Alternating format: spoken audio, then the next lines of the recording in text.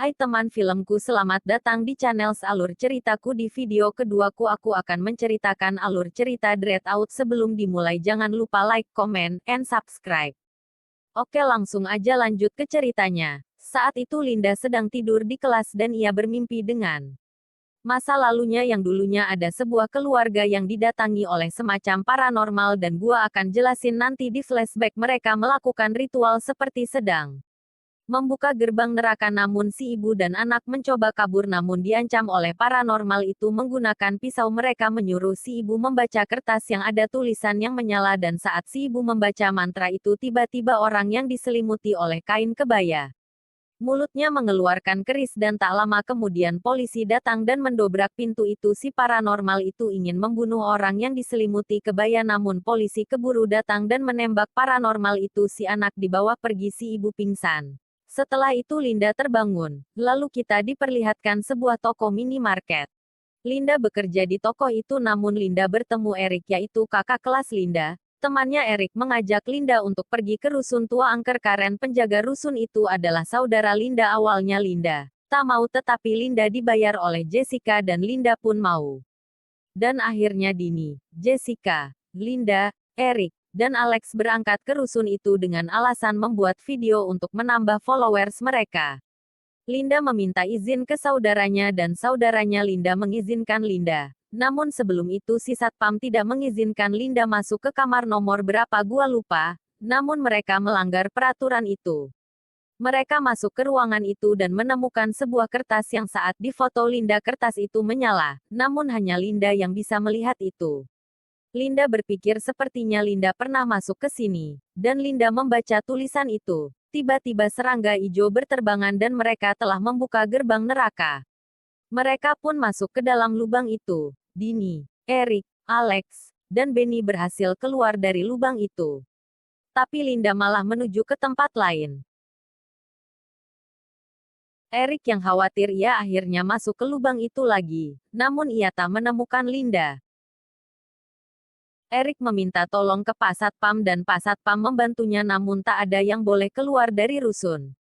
Sisi lain Linda keluar di lubang lain. Ia memasuki hutan dan tiba-tiba dia kesandung. Mungkin kesandung masa lalu, bodoh amat. Dan Linda sadar bahwa ia telah melewati kuburan dan ia bertemu pocong begal. Dia menyeramkan Linda namun tanpa sengaja flash Linda menyala. Pocong itu kesakitan dan Linda pun langsung pergi. Dan saat pergi Linda tak sengaja menemukan sebuah rumah tua. Dia masuk dengan gugup dan ketakutan dan tanpa sengaja dia bertemu Jessica yang sedang digantikan bajunya dengan kebaya merah. Jessica digantikan bajunya oleh kebaya putih. Saat kebaya putih pergi Linda masuk dan menyelamatkan Jessica. Tapi sialnya kebaya putih datang dan menyerang Linda dengan menggunakan keris. Linda melawan kebaya putih dengan flash handphone dan kebaya putih pun kalah. Sisi lain Pak Satpam, Eric, Benny, Alex, Dini yang membaca kembali kertas yang mereka temukan dan Dini pun mulai memahami bahwa lubang itu menghubungkan alam manusia dan alam goibek. Sisi lain saat Jessica dan Linda ingin keluar dari rumah itu. Linda melihat kebaya merah yang tadi itu kebaya putih. Wah, kakak Indo banget dah. Linda dan Jessica lari keluar dari rumah itu. Linda berhasil masuk ke lubang yang menuju rusun dan bertemu kembali dengan teman-temannya. Dan tak lama kemudiannya ada suara kebaya merah yang menyebutkan nama Linda. Tiba-tiba Jessica keluar dari lubang itu dengan berpakaian kebaya merah.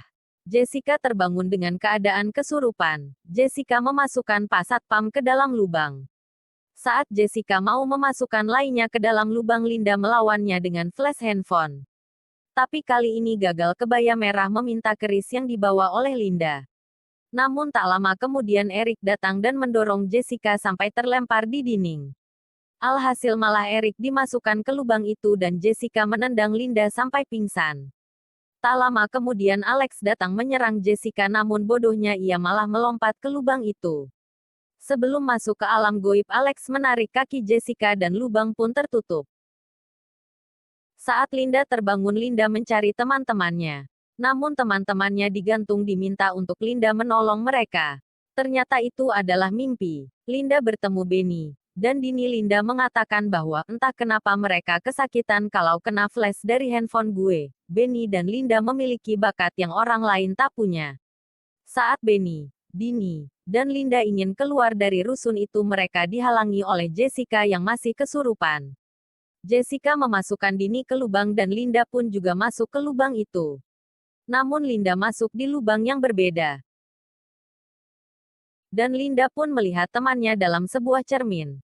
Linda mencoba memecahkan cermin itu namun dihalangi oleh kebaya merah. Dan kebaya merah itu pun ingin membunuh Linda namun Linda melawannya dengan flash handphone. Dan kebaya merah terpental ke dinding dan kebaya merah pun melempar Linda ke cermin yang di cermin itu ada teman-teman Linda. Saat si kebaya merah ingin membunuh Linda untuk kedua kalinya Benny datang dan menusukkan keris ke perut kebaya merah. Kebaya merah pun pergi. Setelah itu Benny mengajak Linda keluar dan membuka lubang itu. Namun Linda masih menyelamatkan temannya. Tiba-tiba Benny mengancam Linda dengan keris sebab Benny yang telah merencanakan ini semua dan saat Linda dan Benny ingin keluar. Teman-teman Linda keluar dari cermin dan mereka pun bertemu namun tiba-tiba lukisan kebaya merah pun mengeluarkan darah dan mereka pun kabur bersama. Saat mereka lari Dini masuk ke lubang kuburan dan diselamatkan oleh Eric. Setelah itu Linda membacakan mantra untuk membuka lubang itu dan satu persatu mereka masuk ke lubang itu. Benny malah sibuk mencari keris hingga pada akhirnya si kebaya merah datang dan melempar Benny.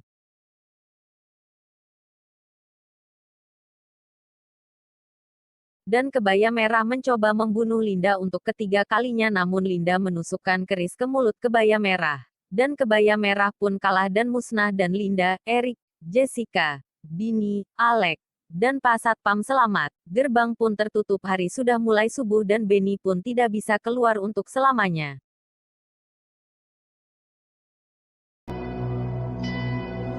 Udah pagi, men. Dan tamat, oke segitu dulu cerita Dread Out kali ini. Jangan lupa like, comment, and subscribe. Bye-bye sampai ketemu di video aku selanjutnya.